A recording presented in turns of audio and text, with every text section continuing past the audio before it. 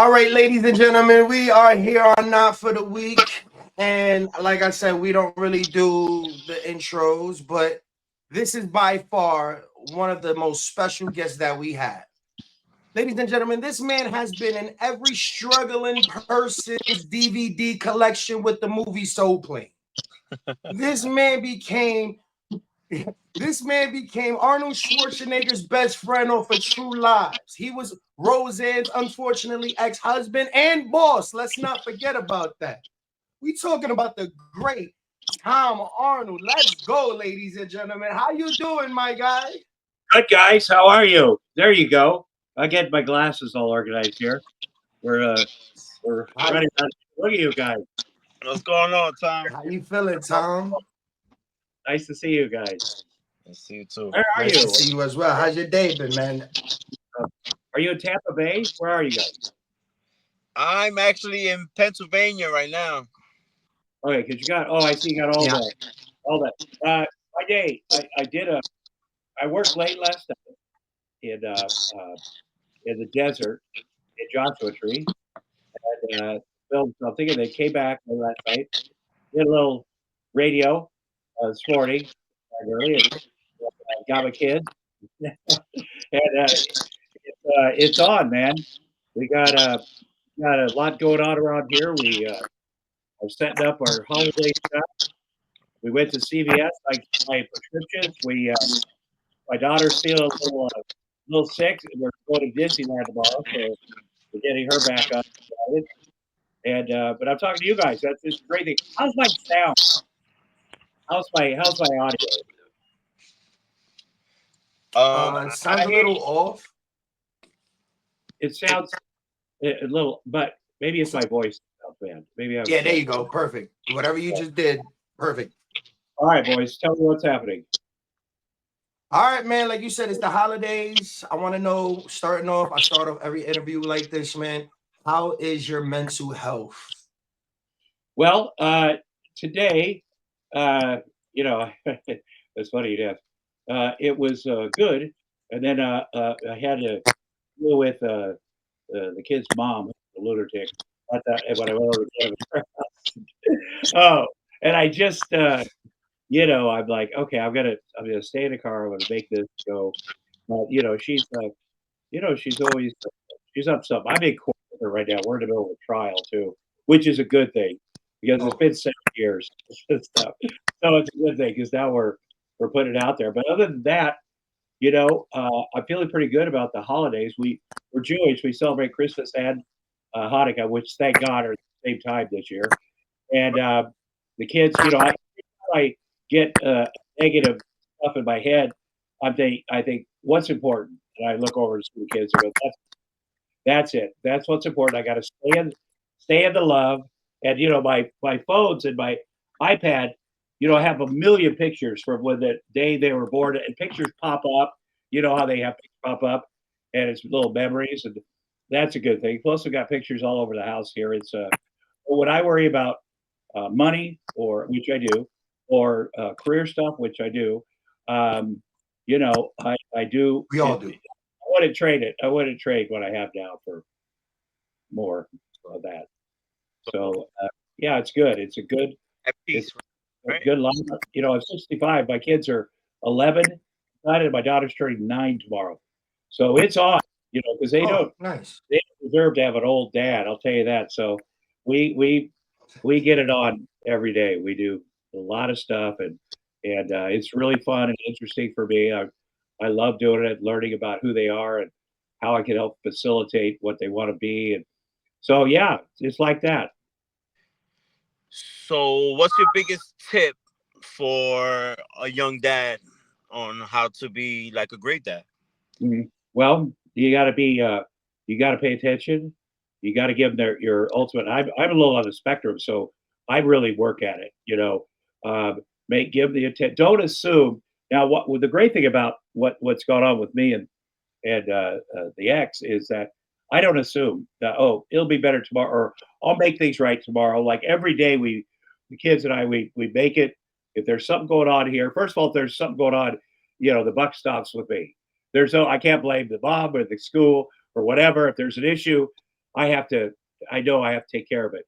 But I also don't take for granted that, I've had some health things too. I don't take for granted that tomorrow is going to definitely happen. So today we try to make the best out of each day.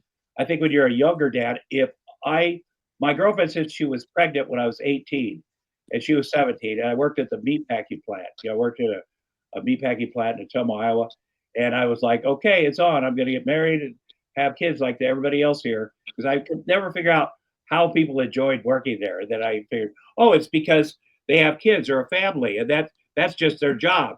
But fortunately, she was lying, and then I was like, I got another chance. But I'm very grateful about it, and it is, dads get a bad rap.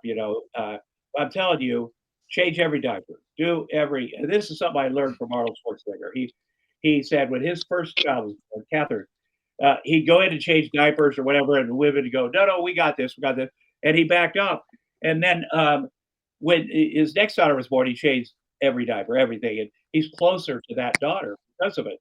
It's money in the bank. You think take all the night shifts, do the feedings, do first of all, as a men, we can do all that. There's nothing that we can't do as a father. So you do all that, and I swear it's money in the bank because it's they get it and you feel it as they get older and how close you are. And a lot of guys are like, especially guys my age who have young kids, it's crazy because they've got like three sets of kids. They got like 40-year-olds, but they know the kids know. And when you know in your heart this is the most important thing in the world. I am not important, but I'm important, and I have to take care of myself, be available for these kids. Like I can't, I work on my sobriety, my mental health every day. I get because I got to get that together. It's also you got to put on a good face, no matter what's going on with the court stuff. And the kids know because they've seen the cops and stuff like that.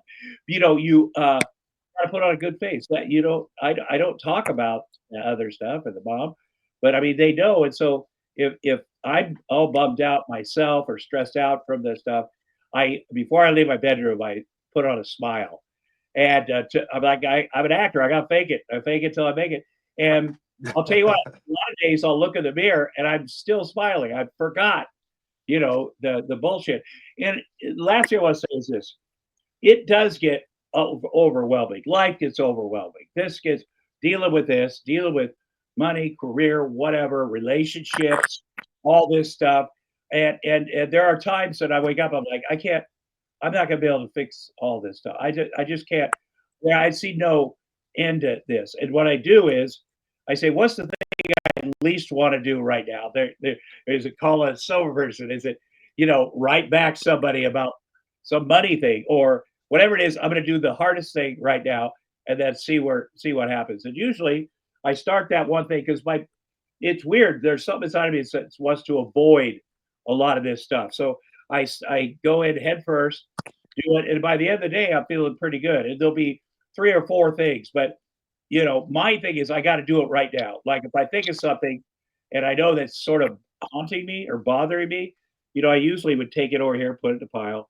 I'll deal with that later. It's gonna be a hard conversation, but now I just do it, and it doesn't mean my mind is better. Going, see what happens when you just do it, because I will have those feelings again. But I can tell something's bugging me. You know what I mean? I get this feeling like, what am I pissy about? What's bothering me?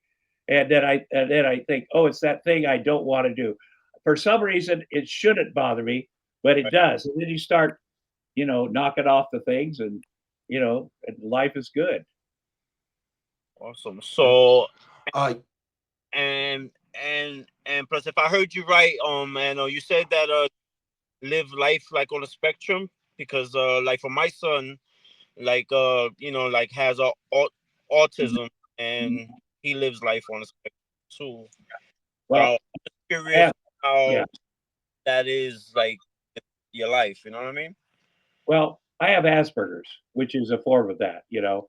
and when oh, I was diagnosed with that when I was young, of course, I grew up in a small town, Iowa, and so my parents were like, "We will give him drugs every day." And I remember that it was Ritalin back there or whatever, and back then, And my stepmother, who's crazy, would just put an air base to him. She wanted up. There were 7 kids. Right. I'm the oldest. If she wanted to calm down, she put that drug in her food. And I remember I'd be eating my cereal and go, "Uh oh, she got me." I could feel my brain, you know. But it's a much better day for your son today. I mean, the my son's a little on the spectrum. But you work with the schools. You work with they have they used to call it special ed when we were young. It's Right. called independent education program where they're with other kids, but then they get specialized things.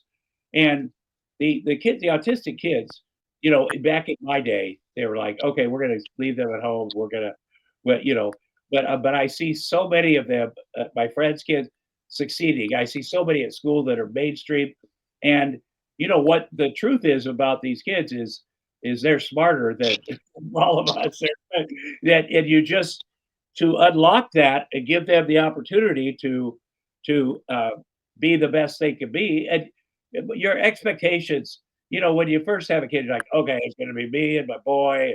We're going to be all rough and tumble, and it's going to be, and then when you get a diagnosis like that, you go, oh shoot, what did I do? Life's not going to be good. I got to, poor kid, poor me. And Right. that's but people, it's not an unusual thing these days. And that, as I say, I don't know where on the spectrum your boy is, but I've seen some miraculous things with kids and with autism and it's then you start looking around and you go, well, I think everybody's on the spectrum a little bit. And Yeah. so I hope that you have Yep. the ability to get your son what he needs.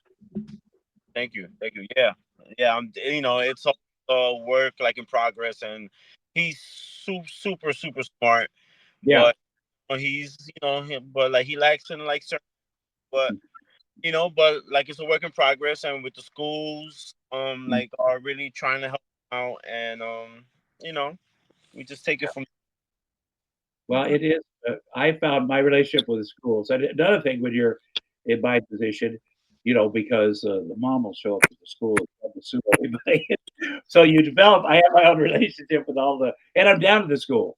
I'm volunteering. I'm doing so. I'm keeping an eye on stuff. Both of the kids, and I see a lot of progress. I feel very lucky.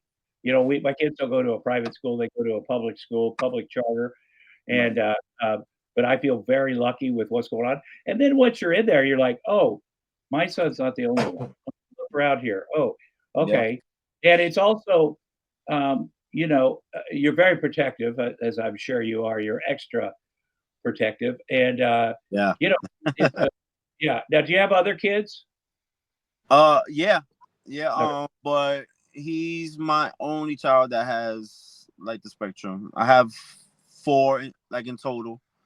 Yeah. Um, But but yeah. yeah, like nobody messes like with my son. You know what I'm saying? Because I'm so like over the top like with him. Yeah. But Well, I believe me, I completely understand that. I think it's good that he has siblings, because that you're in a house or you whatever, and somebody's on Mhm. the spectrum, the other people are. It shows them. It shows them how to. I feel my house right now is a laboratory for every relationship both of my kids will ever have. So right, what goes on here? How they deal with each other? Are they compassionate? Are they empathetic? And and then each kid is different, but the combination and spending time with each other, I think is good for everyone. Or yeah, so Right. yeah, Yeah, Tom, I don't understand. Like you seem like a good father, you seem like a good guy. Your fucking face is, I mean, I love you, man. Like everybody that I know loves you. Like everybody loves you. Why the fuck does Roseanne hate you? dude, I have 4 ex-wives, and she's not even my worst. So uh, I don't. You know what I think? Yeah, this is between us. Are you guys brothers, by the way? Are you uh, brothers? No, Okay. not just by blood. that's basically, yeah, Well, not my blood, but that's family there. here's the thing, and I think this is true, and it's a guy thing. I think there's such a fine line between love and hate, you know, that that if you break up with somebody and they regret it or they want, they didn't want to break up or whatever, they, they're still so emotionally attached to some emotion, some feeling, and it's if they can't face the fact they love me, then they have to hate me. That might be my bullshit, but You're I such also a good guy. I also don't. People are like, "Are you and Roseanne still friends?" And I'm like, "No, we're not fucking friends. If we could be friends, we'd be married." You don't have to be. I have buddies that are like, "I'm still best friend with my ex-wife." I'm like, "Yeah," and they got a new wife. I go, "That's some bullshit. That is shady. Men are shady. They can say, 'Oh yeah, it's good,' but in the back of our mind, there's shit going on. How do we get this shit down again?" What? And then we romanticize what it was like when we were together. Or men will say this: "She's crazy. She tried to burn my house down, but the sex was great." That's a dumbass bad thing to say. Right. You're right. Right. Shouts out Rachel. Yeah. So Oh, yeah, Give me a good or really bad story about being married. Because I'm married. you're married. and me Yeah, too. I'm married. You're both married. Well, Yeah. marriage is the best game in town. It really is, and you get in a situation, you get the right person, someone that's mature, someone that likes you. They and not all the time, but as long as they love you, as long as they have your back, they can shit on you. They can call, there can be days when they do not want to be around you. They do not find you charming. They do not find you funny. And that's normal. And my grandparents were each couple married 65 fucking years, guys. Wow. 65 God years. bless. They had Jeez. separate bedrooms. Um, I don't know what the magic was, except they just kept going. They just kept, and I think if you think of your marriage also like a business, and you say, well, there's a lot of love here, but there's also business. Like all this stuff we're doing together. We're building this or building that. And do I really want that to go away? Now, sometimes you can't control it because they do something horrible or they really want you to they want something else. People change and whatever. But I think you got to keep your side of the street clean. Number one, don't do any, the bullshit, whatever. And it's easy to do bullshit when you're a man. It's easy to get other things going, other people, bring other people to the relationship, do all that shit. But you just have to think, well, boy, if this ended, this is all my shit. And you also would think if you did something wrong, I never put myself 100% into this marriage because I was always had this other thing going on or this other bullshit or drugs or girl or whatever. So you feel guilty forever because you're like, I did not. And if you get divorced, it affects everybody. It affects Right. if you have kids, it affects families, friends. It's weird for everyone. And so, I mean, it's necessary sometimes, but you just stick in there and be honest and if things get a little as they do, you get a little separated, a little. What I always tell people because the thing about sex, people make a big is that is true because Awesome. it's great because it's always awesome. I've never had a well, Yeah. that was a bad experience in my all 65 years. But but but I think that what happens is people get together, people start working. You're working here, she's working there. You're doing this, you got kids. You go that physical stuff that's so important to intimacy that goes. That's not number one thing. And what happens is you start resenting each other. You're like, I wonder what she's doing when she's at work. I wonder why doesn't he like me? He doesn't find me attractive. He's an asshole. And you get farther away. And what I tell people is you just got to break. You got to come home. It's not by now you build it up to be, a romantic thing. There should be roses, whatever. You just got to both go, let's bust the slump. Let's fucking do something, man. It's not gonna be perfect. We'll do better next time. Let's Yeah, bust. that's It's right. the only person in the world you get to do that with. You Mm. know, let's Right. bust this up, and then we'll stop hating each other, and then we'll work on maybe doing this more often in a more romantic way. But that seems to work. Okay, cool. What do you think about the new president, like elect? It's a nightmare. Uh, I know him for over 40 years, so I have a personal. I mean, he's the thing about Trump is he is authentic. He is authentically bad. That's who he is. Though that's who he was when I met him in the late '80s and worked with him. That's who, and other people come along. They're like, I want to be like Trump, like Ron DeSantis or somebody like that, and people will go, you're not authentic. You're not. They're never people. We're never going to vote for somebody that's not authentic. So I think I wish him the best. Mhm. I hope he does eliminate the tax on Social Security because I'm on Social Security. He made a lot of promises, a lot of expensive Shout out promises, SSI. but I think that you know, there's some of his ideas are just awful. I think if they were enacted, deporting 12 or 15 million people all of a sudden, it would be so bad for business. I grew up in a farm area, and it would shut down right there, right that day one. There'd be no nannies in California. There'd be no Yeah. people. There'd be no construction.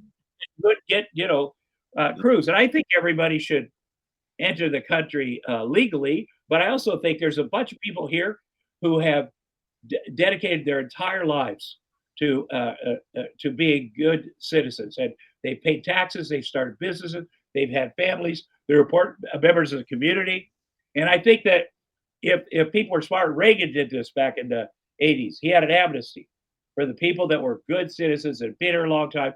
This, and then the idea was we'll start it over for new people, keep them out. They also had to pay tax. They had to pay a big fee. They had to do all the paperwork, and it was a good thing. Then they got the bad guys out of here. Then of course it's not a Democrat fault or a Republican fault. It's the people in Congress. They Mhm. just fuck up that they won't make a decision like it's political. That so they never get shit done. I do hope he gets shit done there. I'd like to see that. Hope so too. Organized. But that's what Yeah. I think. All right. Before we move on to your movie career, Tom, I was doing a little digging and just finding out some stuff about your background, and I found out that your sister was one of the biggest meth dealers in Iowa. No, in the country, she was the biggest drug. Oh my god, I got her you last one. I can see you guys. She was the biggest drug dealer in America, and people are like, "Was it embarrassing having your sister be a drug dealer?" And I'm like, "Not when I was doing drugs. It wasn't embarrassing. It's Oh. fucking anti." I mean, there are where I'm from. You could go either way, And there's a documentary series about her and my us growing up called "The Queen of Meth," and I think they did a good job with it because they really go into what our childhood was like, which is fucked up. But you can see how she made the decisions that she made, And our mom was a absolute lunatic. The first time we ever drank or did drugs, we got it from our mom, and she was doing all this shit. She was a bit of a dealer, involved. But she was also married to the chief of police. That's the kind of town I'm Mhm. from, and I we were raised by our dad, who was Okay. a single dad because my mom took off. And she ended up getting married 7 times, all in our small town, and, Oh wow. and uh, he was solid, And then when I was 10, he married the next door neighbor because he couldn't date when you have three little kids. He was 22, I was 4, my sister was 3, my brother was 1, and that's something I really appreciate now as a dad. Like, how the hell do you do that? But at one point, he said he wanted to marry the next door neighbor who had kids too, and we wanted him to be happy. He asked us, believe it or not, and we said yes. And then they got married, and that was a little bit of a tough thing for me because I'm older, and she kind of wanted to break me or get me out of the house, and I ended up moving in with my grandparents. Okay. Uh, who the first day I was 11, I moved in with my grandparents. My grandparents were very nice. My grandma was extra nice. I moved in, and I came home from school, and we're eating dinner, and she buries her head in her hands and starts weeping. And my grandma was like, "What's going on? What's wrong with you?" And because I had a black eye, I didn't even think about it. But Mm. you get we're boys get a lot of black eyes where I'm from, and I remember thinking, "Oh, I can't live here either because Mm. there will be a lot of black eyes if that's how she's gonna." But So when I was 15, I moved in with our mom because I wanted to drink, do drugs, grow my hair. Fuck it. Like I knew she had no rules. She'd never be home. And so I knew what I was getting into. Like, I never thought of her as a mom, but I'm like, I will live there. I'll fucking live my life. And then my sister, who'd done so great in school and sports, um, moved in too when she was 14. And my mom, she started dating a 22-year-old, but pedophile from our town. Oh, Okay. wow. And so my mom's like, you have three choices. You can break up with him, which a 14-year-old girl's like, I'm not going to do that. I can have him arrested, or you could marry him. And she's like, yeah, I'll marry him. I'm 14. So my mom drove them down to Missouri. You could do that at that time. Oh, wow. Everybody got wasted. She married this guy, and her life was just off the rails from that. And he beat her up on their wedding night. I went over there, got him, and got her, and all this other shit. He ended up dying in a mysterious fire in his own bed. Probably, dude. She's pretty That's tough. So crazy. you Sheesh. cannot go back to eighth grade if you've been married, or seventh grade or eighth grade. You don't go, you're married, you've lived with a guy, and then you can't just go back and integrate with your old gang at the junior high. And so she realized that she needed to do something with her life. And our mom, she was kind of watching our mom do the minor drug dealing and stuff. And Lori decided, I'm gonna do that, but I'm gonna be the best ever at that. I'm gonna make it a big business. And because she was very smart, and that's what she did. Her next husband was a biker, president of the Grim Reaper motorcycle gang, and Nice. Okay. pilot dude. But ends up building this, starting small, building until she had at the end, when the DEA and the feds came in, she had an underground lab at her farm. She had a farm on one side of my town, and I had it on the other. And she had an underground lab, had a real scientist in there making the meth. They were buying the meth, but the stuff, the juice or whatever the chemical is, from the Mexican mafia. They had a whole. First, they started dealing with them, and then they started buying the barrels of whatever. And then she went, "I don't need them. I'm going to make it here." And she, Iowa is right in the middle of the country, and there's Interstate 80, and she had all those bikers that would run their shit from coast to coast, and it was a big deal. But as you know, all that shit ends badly. Anytime Mm. there's something that is not just illegal, but something that Yeah. there's morally, so you do that. Like she was right, she had an airplane, she had all this shit, all these houses, bought her friends all houses, all this shit. But I knew it's going to end badly, and I wanted to be Right. Hollywood, and so I moved out to Hollywood. But we were very close, but I just knew it was going to end badly, and it ended very badly. And and what's bad, she'd never admit that she's an addict. I am a recovering addict, alcoholic. I will say that. She, but she got back out of prison 10 years. I mean, her 7-year-old son, Josh. One day, the cops came in to their house, busted the doors down, got pointed guns at him, and his parents were taken out, and he never saw them again. I mean, my sister, Jesus. she 10-year term. His dad, the biker, who would not apologize for dealing drugs or running guns, and he wasn't going to turn on anybody. He died in Fort Leavenworth, so that was the last time that 7-year-old kid sees his dad being hauled off to jail, and that's it. And she got to get out. I got her a really good lawyer, and she did narc on people, and as they all do. You might as well just do it because they're all going to narc on you, and obviously Mhm. on my sister. But do what you got to do, man. If you've got a family, do what you It's got the to do. new trend, Arnold. It's the new trend. Yeah, It's the there's new trend, man. well, but she got out, and I got her job at the meatpacking plant where I used to work, Bell, and Oh, I nice. thought that's the best job in town. It's hard work, keep her straight, keep her whatever, and then I got a call that she'd from the DEA guy. Yeah, she's not working at the plant anymore. She's opened a bar. She's drinking, and she's dealing drugs. And he said, if she will stop right now, we're not going to bust her again. And so I fly home. I get my 6 brothers and sisters and my dad.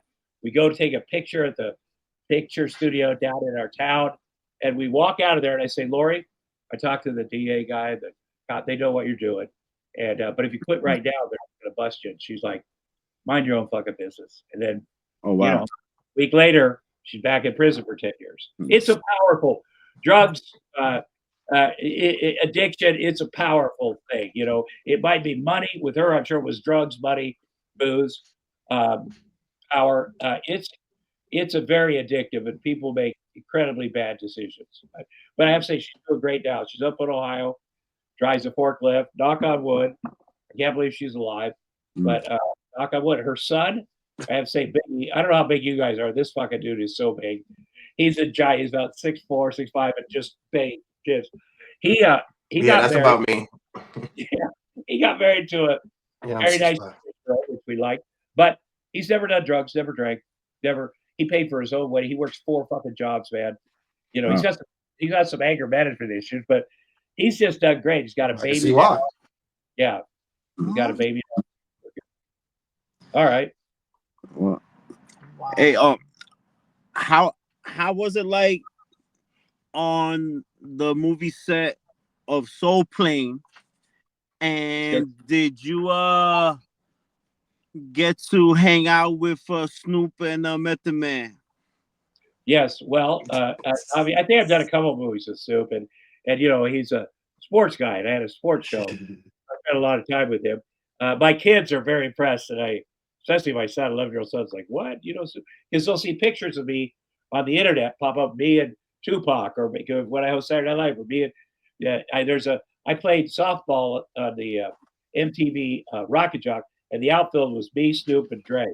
And there's a great picture of that. Wow. And he's not impressed by all my shit, but it was such fun to do Soul Plane because it was a great cast, fun people. I always tell people they usually smoke fake pot on movies. They have the fake pot. There's no fake pot, and we're filming in the shower. An airplane, like it was staying in there. I don't smoke pot. I never liked it. If I'd have liked pot and just done pot, I'd still be smoking pot. But I had to do everything. That wasn't enough. Yeah. So we had so much fun, and it was Kevin Hart's first big movie, and just talking, and I really enjoyed everybody. And I'll tell you, when I go to the airport to this day, the TCA guys know that movie, and they're very nice to me. So, what happened? The reason it wasn't a big financial hit was because right before it came out, somebody stole the negative, the disc, and they printed 300,000 copies and sold them. It was the first we time. got those.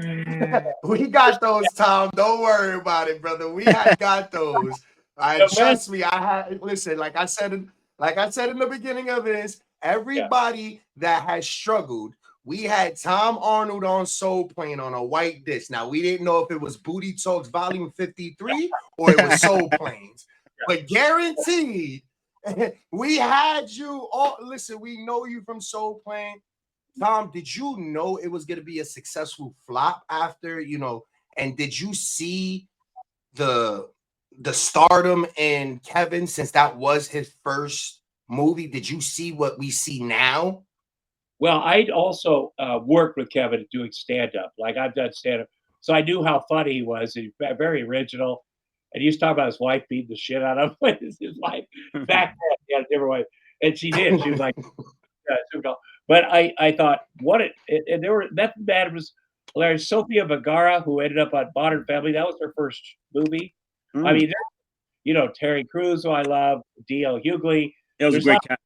I'm friends with now that, so I knew this is fun. Like, you don't always have fun. I've been in 150 movies, 4 good ones, that's what I say. But we had a lot of fun.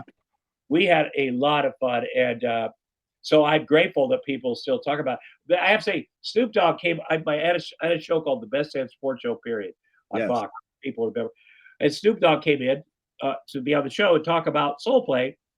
And I see a stack of DVDs there he's got in his hand. And I said, oh, shit, did the studio send you those? I got to get some. He goes, no. I bought him over in front of Roscoe's for like $1 a piece. I'm like, they pirated. That's our money. They pirated it. And then I laughed. Then I went to Roscoe's right after the show and got a stack this big of the $1 DVDs. You fucking right. Oh my god! Those guys, All right. they've been so successful, and it's it's great. It's great to be a part of something like that. Real quick before we switch to sports, Tom, you worked on the 1994 film True Lies. You became best friends with Arnold Schwarzenegger. Jim Cameron, what does he mean to you? What does the relationship with Arnold mean to you? What did that movie mean to you? Well, it was really my first movie. I did parts in my first scene in a movie was with Dustin Hoffman in a movie called Hero, and which I thought that's so cool, because I've been doing TV and I've been writing, and but I cannot believe I got cast in that movie. And what happened is my agent at William Morris, that was called back then, called and said, Jim Cameron wants to meet with you for True Lies, and I was very aware of the script of the movie. I was also aware that he was meeting legitimate actors, like big people. And so I said, that's bullshit. He doesn't. And what would turn out to be true, my agent had called Jim Cameron and said, do a mercy meeting with this guy. We do a lot of business between us and your company. So as a favor, meet with this guy. So I knew that what happened. And I thought, I got too much self-esteem for that. Then I thought, you know what? I want to meet James Cameron. This will be my only opportunity to meet James Cameron. So I went down there to his office, and he was very cool. And we're shooting the shit. He's a very cool guy. He's not like a regular director. He's like a 6'3" raw boned Canadian. He will fight. He will throw down. I saw him get the best of Arnold, and you're always afraid of the director, but he treats everybody the same. And the actors, we love him, but people say he's rough on the crews. Well, he could do everybody's job. He has done those jobs. He has lit a set. He has operated the camera. He's done the special effects. So he does get a little antsy as the movie goes over time and over budget because he has to put his own money back in it. But he's great, and people love working with him. And so I go down there, and after chatting with him a little bit, he's like, okay, read the scene, do the scene. And I go, you know what, Jim, I got to be honest, I didn't even read it. I did not prepare it because I know I'm not getting the movie, and it just seems like it'd be less painful if I didn't even try, which is terrible. It's like, well, here it's 3 pages. Read this. So I read the scene one time, and he's like, get Arnold down here. Arnold Schwarzenegger was upstairs. There's a loft. I didn't know he was upstairs. And all of a sudden, I see Arnold Schwarzenegger coming down the stairs. I'm like, you guys are fucking Arnold Schwarzenegger, And Jim Cameron said the reason he cast me was because when Arnold was walking down the stairs and we were watching him, I said, I can take him. Like, guys are like, I think I hit him low. And but then Arnold did the scene together, and it was, magical, the chemistry. And then he said, you get the part, which is crazy. But don't tell anyone for 2 weeks. And I said, I swear to God, I won't tell anyone the best news of my life for 2 weeks. You got that? I call everybody I know. Yeah. Nobody knows me. My own wife thinks I'm back on drugs. And it got, I was like, maybe I didn't get that movie. Why would he ask me to wait 2 weeks? And I found out why he asked me to wait 2 weeks after the movie came out. Because he had to go to Fox Studios down there and give them the good news. And he goes in and he's like to the president of the company, we get great news. I found the third guy. We can start filming True Lies. And third guy after Jamie Lee and Arnold. And they're like, oh, that is great news, Jim Cameron. Who is it? And he said, it's Tom Arnold. And they're like, that is horrible news, Jim Cameron. And he said, well, you read the tabloids? Like, he is a crazy person. And Jim Cameron's like, no, I don't read the tabloids. But I wrote this movie, and he's the guy. And they're like, we cannot approve Tom Arnold for this movie. And Jim Cameron's like, that's too bad, because I really wanted to make the movie here at Fox. And now I'm going to go down the fucking street and make it at Paramount. And they're like, oh, shit. We'll let him try. We'll get it. He'll be on. And so the fact that he did that for me, risked, it was the most expensive movie ever made at the time, and took a chance on me and let me be me, let me improvise, and let me, he was right. It was, he looks like a genius, but there was a lot of people rooting against it. In fact, the first time they screened the movie for, you get an audience rating, you have a bunch of fans, they show up. at a big theater. They don't know Right. what they're going to watch. All of a sudden, it comes up, True Lies. It says James Cameron. And people are like, yeah. Arnold Schwarzenegger, yeah. And it said Tom Arnold, and they booed. And Ooh. Wow.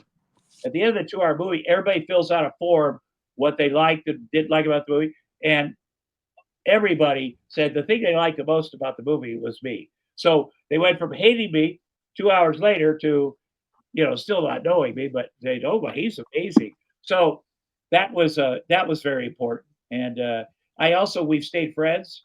The movie was a big hit. We've all stayed friends. I see Jamie and Arnold. I see Arnold the most. I saw Jim Cameron and Arnold the other night, and I thought, oh, I bet all movies are like this. And it turns out no movies are like that. But Mm. I'm very grateful that I got Mhm. to do that. Awesome. What do you think? And let's switch to sports talk real quick, Hal, because this is what we really want you on here. We know you Yeah. a sports guy, so we wanted to talk sports with you, man. You know what I mean? Travis Hunter, congratulations. Yeah, I'm very happy about that. Very happy. Are People are, you happy about his relationship? Because she seems like a bitch. oh, I got a lot of empathy for her. I got a lot of, he knows what he wants in a relationship. The fact that she's like that, he likes that. He's a little bit of a puppy. There's a lot of guys that want to be, run around a little bit. And it Right. is so funny to hear her complaining about having to sit there while he takes pictures of people, because women always think that. They don't say it, but she might be a little more country than most of the women. But I I don't like people that criticize his. If you love this guy, you got to go. That's his fiance. That's his girlfriend. It's not Uh-huh. my. It's for him. I'm rooting for him. Right. But he's still fucking young. I would not recommend getting married. Oh, Doing the mistake I've done, but I wouldn't feel good criticizing her. Not everybody's on top of all the etiquette, and she must do a lot of great things that he likes, and right. you don't want to take away from his big moment by having to defend her. Right. You know, and Right. he's had a interesting life. His speech was so fucking good, man, so good, and talked about his mom, his grandma, and then his dad, because we always get very emotional about our dads, whether they were there or not. It's a very emotional thing. I love that him doing that. He deserves it, Heisman. Like, he is that Yeah. good. Yeah, He's good on defense, and he's good like on offense. That guy, yeah, it's the complete package. yeah. And I love Tom, that who I know Dion pretty well from, and I love what he's doing there, but also his son, Dion's son. And first of all, he's super fucking good looking, and Yeah. he's also great. And anytime I've seen Travis and Dion's son interviewed together, it's hilarious. Yeah. Because yes. Travis is very sincere, and Dion's son is very funny, and it's not easy being Dion Sanders' son. Let me tell you, it's Oh, playing. I'm sure. Yeah. So he must have. I'm very happy for all that, but but also Travis should have been prepared, Mm. because someone just said, "Hey, there's going to be people shit talking you, your fiance, your mom, whatever. You just got to be thick-skinned about it." And but I love that he said, "Here's my favorite thing. This is so she's been depressed. She's been crying and drinking all Right. day." Right. That that from where I grew up. That's so So who knows what? Maybe this will be a it's sometimes people get a little jealous with it, even though they say I support you 100%, I Yeah. love this, and then when it starts happening for their partner, it's a little, because they're like, oh, he won't need me. Our relationship is going to be so different now. Yep. And you have to make yourself secure. She needs to work on making herself secure. I did notice a little way to her She pretty met him cheating. Tom, she met him cheating. Like, what do you mean Which secure? one was She'll cheating? never be secure. Who was cheating? Which one? Him or her? Well, she said that she met Hunter while he had another girl while he was in her DMs trying to get at her. So you Yeah. met that man as a cheater. Well, yeah, but here's the thing: young people, and they are young people. You know, Mhm. it takes you a little bit to get things worked out. Right. that happens. There's a lot of love stories, man, where people were with people, and then they met somebody. They're like, "Oh, this is the thing," and my other thing is not. Um, that's why you can't rush into shit when you're young and go, "What this is?" But you shouldn't cheat. But I think it's forgivable if you get to a place where this relationship is solid, and you don't need to carry all the bad stuff. But again, she's friends with Lil Wayne. She introduced Lil Wayne to Travis, and I'm like, what the fuck is Lil Wayne in this relationship, man? She knows all his songs. He didn't know any of his songs. He does seem like a nice, naive young man, which happens. And so whatever happens, I mean, most guys his age would have had like 6 women there in New York hidden around. Absolutely. I know Absolutely. athletes have a lot of shit going, man. Right. A lot of shit, complicated shit, and they keep it all going. Somebody in every town, somebody, which is too much for me. Right. It's like, oh my God, how do you keep track of it? Jesus, that's a lot of work. Can you imagine having to track all that many women? So, yeah, I mean, but you got to wish them the best. Whatever's best for Travis, whatever's best for Travis. And I'm sure he's thinking about things now. After this calmed down a bit, hopefully they're having some heartfelt, serious. Fuck him, Tom. He's gonna learn the hard way, man. He's gonna have to learn the hard way. He's not even in the NFL yet.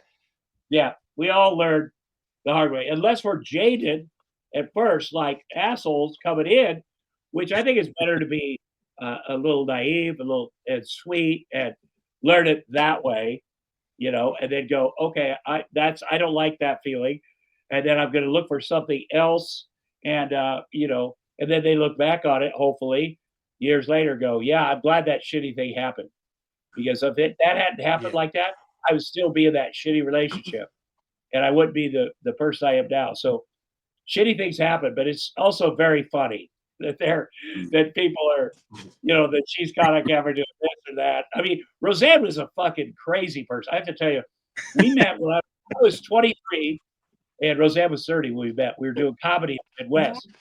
But she was very funny, very funny. She had a family and a husband. She was so funny. And, and she thought I was funny, which is the key to a relationship. Because if a woman thinks you're funny, we know we're good looking, right, guys? But if a woman says we're funny, holy shit, they got us. But she, her marriage, and we were friends for 3 or 4 years before. No, 5 years. We met in '83, and we traveled around. We do shows together, party, fucking hard. But I could tell her marriage was, on the rocks. But I love that she was a mother. So when I came out to write her show, I had come out to LA. I lived in Minneapolis at the time. That was a good comedy place, Minneapolis. And I came out in 1988, January of '88, to write the Roseanne show because she's like, my character. And I'd been writing her jokes for years and stuff. And so I came out to write the show with my fiance from the Midwest. Oh, wow. Very nice woman. Very nice woman. Wow.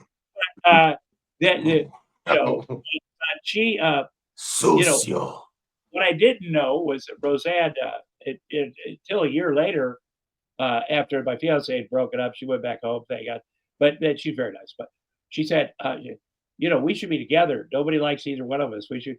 And I didn't know that she liked me. But my fiance, who moved out to LA with me, knew she liked me the whole time. Because women know. And women know. Yeah, women know. Women know. So yeah, I'm like, okay, yeah, that sounds good. We were great friends and stuff. And if you see stuff from when we were just friends and we were first together as a couple, there's some pretty crazy shit from both of us, fighting or whatever. Because if she said that guy's an asshole, I'd have to go fight. It didn't matter. No, my old lady says, but then I think, and it was so fun too. It was so fun. It was fun with the show. I worked on the Roseanne show for 6 years, and I worked with the best people. I got to hire my friends who were great. I got to act, produce it, write it, and it was a great experience. But the day she filed for divorce, I got fired, believe it or not. And wow, that was right before True Lies came out. Like nobody knew about True Lies. She got fired. Everybody in my business says he'll never work again. He has no talent. He rode her coattails. He'll be back in Iowa in 2 weeks. And I'm like, yeah, that's probably true. But Jim Cameron is like, fuck that. When True Lies comes out, that's Right. going to change. And it really, Hey, another Tom. reason. Yeah. Oh, go ahead. Keep going. No. I said another. Oh, who's gonna be your MVP this year? Who's your MVP in the NFL for you? Well, the quarterback from Buffalo is pretty good. Pretty good. Is that your team? Is that your team, Buffalo? Nope. Fuck no. And I hate to say, I'm going to say it. I'm a New York Giants fan. Listen, Yes. all right, but when we pay off big. We don't pay off, but almost every 10 years or so, we do something fucking incredible. And in Iowa growing up, when I played football, our colors were red and white, and I was a quarterback. I was much trimmer. But my head is a size 8 plus. They couldn't get a red helmet to fit my head. This is when I was like a freshman. So they got a blue helmet. It's the only one that fit my head. And so I was easy to spot in the backfield. But also I'm like, I'm going to make the best out of this. Everybody in Iowa is a Vikings, Bears, Chiefs fan. I'm going to be New York has blue. I'll get some black electric tape, put an NY here, and I'm going to learn everything I can about the New York Giants and be their fan. And it really paid off because a buddy of mine bought the team. So the Tisch family, they bought the team. I'm like, oh, hell yeah. We got the good tickets and we're doing good. So, but there's a good history there. I love watching the NFL. It takes a minute to get over shit when your team is so bad. You have to go, okay. And when they lose, I go, okay. I'm also an Iowa. Wow, we have one job. Yeah. We have one job. We just got a tank, man. It's either Shakur or Cam. They can't fuck this up, man. They can't fuck this up. Yeah, that's true. Well, so who do you guys think? Who do you see in the Super Bowl? I got the Vikings winning the whole thing. You know what? I would be all in on that. I had a feeling. Again, I lived in Minneapolis for 5 years. Man, that team, 4 Super Bowls, no wins. It is when your team doesn't win, it makes it a little bit easier if a team wins that has never won, like the St. Louis Blues or even the Washington Nationals, or when the Kings went out here back in 2013 when they won the Stanley Cup. I'm like, that was such a great. We were down. I got down on the ice with everybody. People were weeping. I got punched in the face by the goalie accidentally. Got a black eye, which I love. Oh wow! But, good win. People win. We like when the Dodgers or Yankees or these dynasties, the Lakers. I hope, but when somebody wins that has never won, it's like this is, or it's been 100 years. Like the Cubs, I'm a Cubs fan. When they won, like, oh, this is. I'm sorry. It's impossible. It's a good feeling. So yeah, the Vikings. It would be so great if the Vikings won. For Daniel Jones, wouldn't it? Or going on a losing team to go on the Vikings and then take it, man, that would be fucking crazy. Yeah, I like those kind of stories. Yeah. People are like, yeah, we must be shitting in front of a shitty team, and then they get to use whatever talent they have, and that comes out. You're like, oh, maybe it was the team. I think that the Eagles are good too. I think that I was thinking Lions because they never won shit, and they looked so good. They were the best team, but then they've had these big injuries. But that division, you got the Packers, the Vikings, and the Lions in the same division. I mean, that's like the old days when it was the Giants, the Redskins, and the Cowboys in that Eastern division. There's asses. So yeah, we'll see. We'll see what happens. I'm sure it'll be my kids like say they're the Kansas City Chiefs because young people, right? Yeah, they love the quarterback. They got some hip people on that team. I like their coach a lot too, Andy Reid. When he was coaching the Eagles back in the day, in 2003, my TV show, we went out to the Super Bowl was in Jacksonville, which has never been in Jacksonville since, but it was there, and they played Tom Brady and the Patriots, and the Eagles almost won it. Donovan McNabb, I was out on the field. He was throwing up. He didn't know where he was, so they left him in the game to finish the game. And so after the game, as it gets close to the end of the game, Tom Brady's taking a knee or whatever. I run out the field with my camera crew, and we ran out 7 seconds before the game was over, which is a big no-no. And so I put my mic in his face. He's kind of standing up, and I go, "How's it feel, Tom?" And he goes, "Well," and he sees it's me, and it takes the mic and goes like this. It was very funny.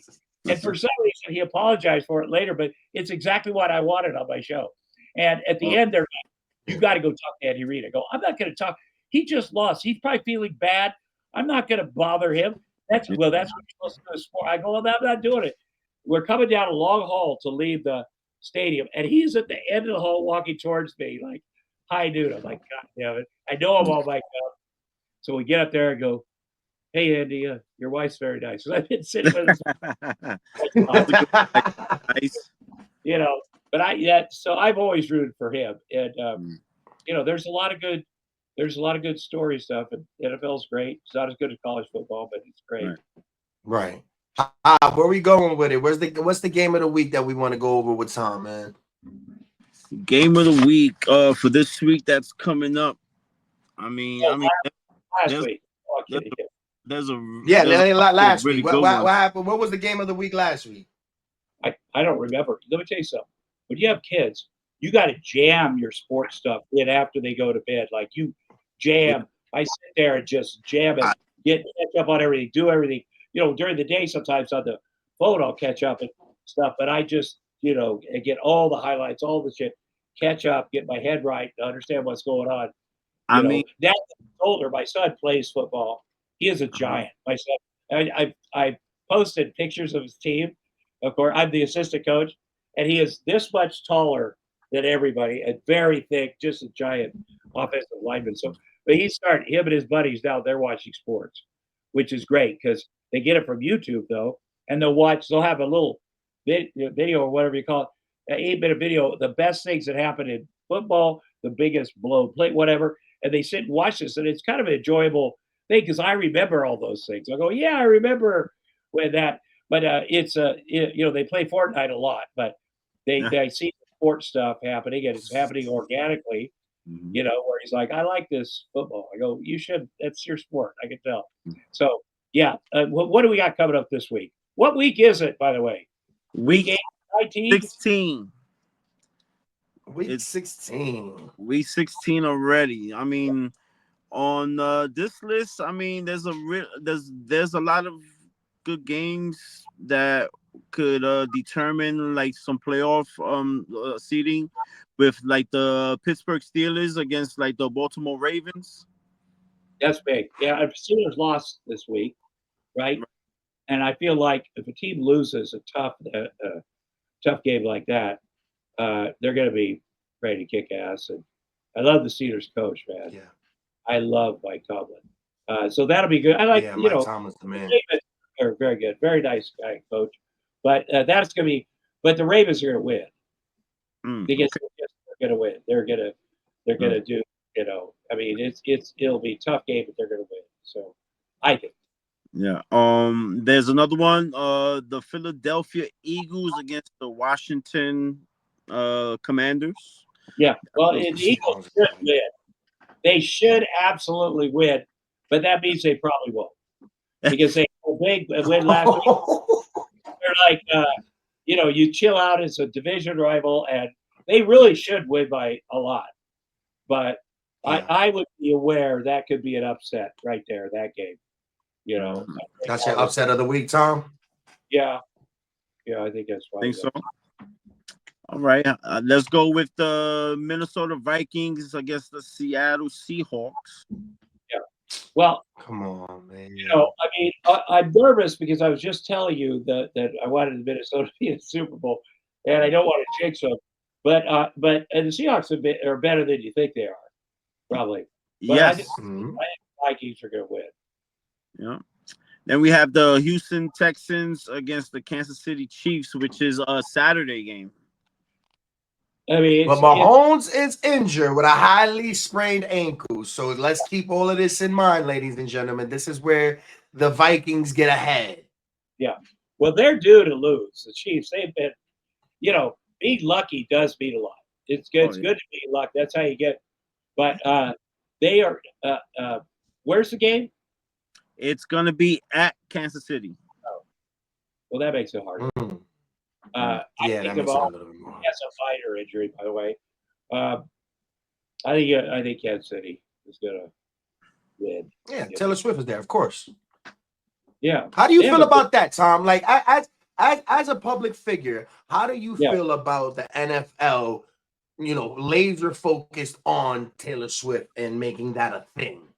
Well, the NFL, it's a show. It's show business, and they learned early on. When these celebrities or people come to the game, let's get them up in the booth. From Howard Cosell days that he had, John Lennon came up and talked about football. It was a big deal, and when you realize, oh, we want to market this to everybody, and Taylor Swift she's the biggest star in the world, and the only thing I worried about was her relationship with Travis Kelsey. I wonder how does this go? It makes me nervous, but he's big. He's big and very successful, and they seem to be very nice to each other. They both seem to be very sweet, and and I believe she likes football a lot. Like she's flown around the world to watch the Chiefs play, and it's fun. How perfect is it for her and him that they have all this success? She has the biggest tour ever by far. Yeah. My my daughter is a huge. I listen to a lot of Taylor Swift stuff in the car because my daughter. Um, there's nothing. There's nothing bad you could say about Taylor Swift or that relationship. There isn't. If you say something, it makes you an asshole. That's all I can tell you. Like how bitter do you have to be when you go? Those guys are perfect. Those guys, it's going great, and she brings a lot of eyeballs, some eyeballs to the NFL, and he shows up for her on stage and does these things, and they genuinely seem to enjoy each other, which is really the key. I'm sure it gets stressful at times with this and that, like every relationship, especially high profile ones. But they seem to, you know, I'm rooting for both of them. Awesome. What you think about Caitlin Clark? Well, I went to Iowa, number one.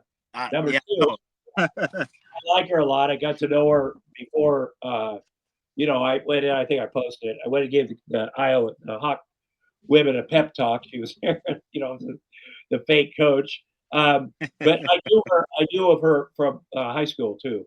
In Iowa, you pay attention. In Iowa, we don't have professional sports, so our college sports are huge. And growing up, women's sports way more popular than men's sports.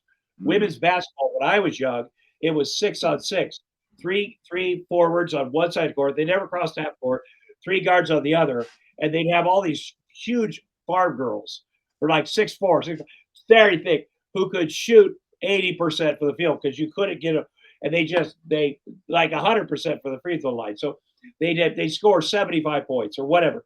When 5-5 came along, people and I were like, yeah, they'll never be able to do it. Girls cannot do that. And obviously that's just not true. I think she's done everything right. She had a great college coach who's a friend of mine, and she has, to get all that on you. I was worried when she first went to the pros that maybe she wouldn't be as good. Nobody's great when they're a rookie, or in any men's, women's, whatever. I thought she's going to be. I hope she can handle that. And she's got above and beyond in her ethics and what she thinks about the world and other people. And she's humble, and she's gracious, and she's tough. She's tough on the court. If you ever sit close by, they talk about Larry Bird, all the shit talking, like they great to throw down. And but that's what's been great about the women's professional. Anytime you can bring eyeballs to that, in fact, to eclipse men for eyeballs, I mean that's freaking crazy. And the college sport women beating men, like that's crazy. I hope they make their money. I hope it goes back to these women because and Caitlin Clark's all the women before her, all the black women that did all this nothing. They've set it up for her. She's very humble about that. It's just the truth. So, I love her. She's great. and she brings a lot of fans out. Real quick before we get out of here, Tom, as you see in the background and there's everywhere around I am the biggest WWE fan. Do you still watch the product? And do you acknowledge the tribal chief if you do, man?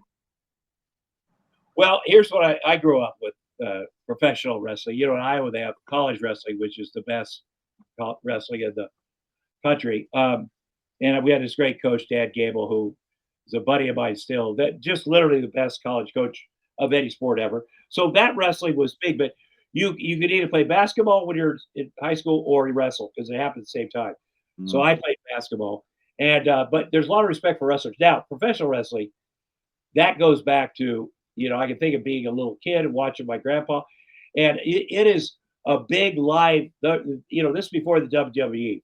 You know, Andre the Giant came to Ottumwa, Iowa, and wrestled in our Coliseum once. People were going apeshit, and I got up over the ropes at the end and dived in and touched him, and then I got the shit beat out of me by the security, which is worth it because I fucking touched Andre the Giant. Like you know, I think the WWE's been great. You know, I like the personality. Is CM Punk back with the WWE? Yes, he is. I Yes, like. he is. I've had a couple things where he did what are they, pipe bomb? His show when he was a Yeah. Fox, trashing because I late night trash, you know, made fun of him being a Fox, and that's such a big honor. But I've always, when you look back at the history of that, you know, it's like any other great sport where you go, I know where I was when this happened, when that happened, and you know, I see a lot of the retired wrestlers at these Comic Cons I do, and Yeah, I can't. I always run into you there, man. Yeah, I go up and I go, I get their autograph for sure. There are so many, and we talk about what things are like and stuff. A lot of them are pretty beat up too. You know they put it out there, and so I have a lot of respect. Arnold loves the professional wrestling too. We have that in common. Yeah. He's fascinated with it, and it is a sport because you you gotta. It's crazy the shit that goes down, and you can say, well, Oh we yeah. sort of planned this, but to be able to accomplish this, it's crazy, and so it's Yeah. enjoyable. I like some. I like the bad guys. I like the good guys. I like that Yeah. Roman Reigns. Is that how you say his name? The Yeah, old that's the guy. tribal chief. That's the There's a tribal chief. You gotta acknowledge him. Yeah. Well, listen to this. I was at Fanatics, is a company that does autograph memorabilia for everybody. They got a I was lot of. there. That's I met you there. Oh I yeah, met yeah. you there. We ran into each other in the bathroom, and I met you at Fanatics Fest. It's The hilarious. bathroom. I met a few people in the Yeah, bathroom. no Diddy, no Diddy, no Diddy. Oh my god. It's free Diddy and his buddies and all put and baby oil. That's not okay. But there's a woman there with us, if you remember, professional wrestler, just huge. Oh, what's her name? Like she was Rhea back in the Ripley. Rhea Ripley. yeah, she was in the Rhea dressing room with Ripley. me. You got to be shitting me. I want to know everything about you and everything. She's genuinely, big. But I love it. You know, I'm a fan of it, like you are, and uh, so that was exciting. Fanatics was fun. You know, to see all Yeah, those different it people. was a fucking shit show.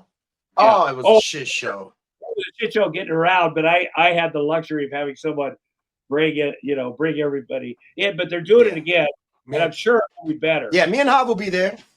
Me Yep. and Hav Yeah. will be there. We'll be there. Hav, do you have any wrap ups for Tom real quick before we let him go, man? No, man, it was a full and a complete, like like an interview. And thank you, Tom. It was a Thank you pleasure. guys. It was a pleasure, Tom. Thank I you very much. appreciate you. We here on Not for the Week. Appreciate you, Laura Kane, Cap of the Dawn, Hive Boogie, man. We all appreciate you, Tom. We love you. People can't wait for this interview to come out, man. And yeah, man, just thank you. We're gonna have you again on, hopefully before the Super Bowl. Get more sports talk with you guys. And yeah, man, I just appreciate you for accepting this opportunity, brother. Well, take care of yourselves. Take care of your mental health, your physiological health, your families, and we'll see you boys down the line. All right. All Thank you, right, Tom. man. Happy holidays, Tom. Merry Holiday. Christmas, man. Happy New Year's. Happy holiday.